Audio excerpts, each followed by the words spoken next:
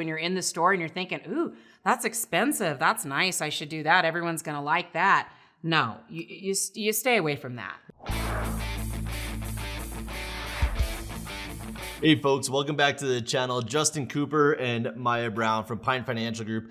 Wanted to talk to you more about current trends. So we're just coming out of 2024. 2025 is getting started. Maya's been doing a lot of research because she's a very successful real estate agent and she does a lot of fix and flips. And so Maya, tell us a little bit about the trends we want to talk about today, specifically around what kind of tile we want to be put into our flips. So, and we're talking really about accent tile today, not tile for your flooring. We'll do a video on that just a little bit later. Well, in 2024, we saw a ton of black and white, whether that was exterior or interior. We're seeing a little bit of a shift from that black and white into a more neutral, warm, natural color palette. So just as an example, something like this would have been very popular in 2024. This is actually marble, so it's actually quite expensive too. So when you're in the store and you're thinking, ooh, that's expensive, that's nice, I should do that, everyone's gonna like that. No, you stay away from that.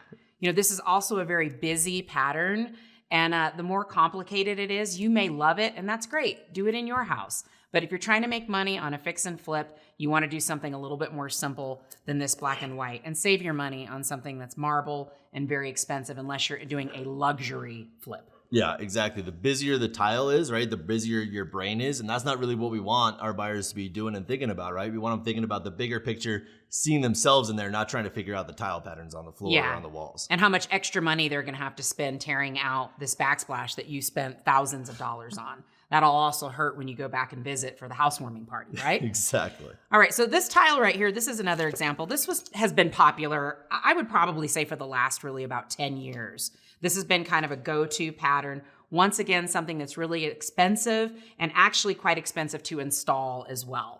These smaller tiles, the more patterns that you have on here, the more expensive the installation is. And this is one that people are moving away. You might be able to get away with this still in a bathroom, like on an accent tile, maybe. But as far as your backsplash goes, you know, I would stay away from this. And we talked about grays a little bit earlier too, you know, maybe staying away from those grays and that cooler color palette. Yeah, absolutely. So you got to be thinking about the installation cost, not just how much does this cost per foot, but the installation cost, right? When we have such a busy design like this, lining up each one of these sheets can take some extra time, right? Putting in and cleaning all the extra grout as part of the installation could take extra time. Time is money. Yeah.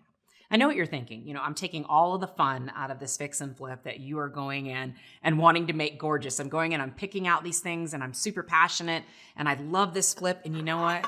Dadgummit, I love this blue tile, and it's going in somewhere. Justin Cooper, right? So if you gotta have it, think about putting it someplace like an entryway maybe, or maybe a mudroom, or maybe like a kid's bathroom.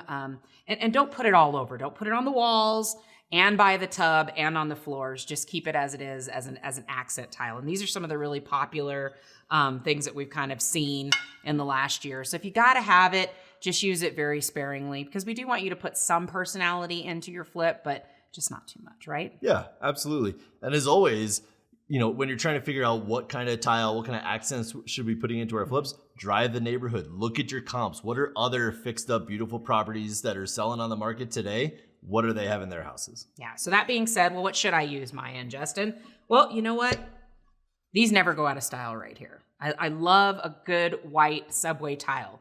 And one of the variations that you're seeing is that maybe it's not stacked in a subway, maybe it's stacked in columns. That gives you a little bit more of a modern look. But this one too is a warmer white. It's got a little bit of texture to it and some wavy ends if you want to go a little bit frisky on that white tile.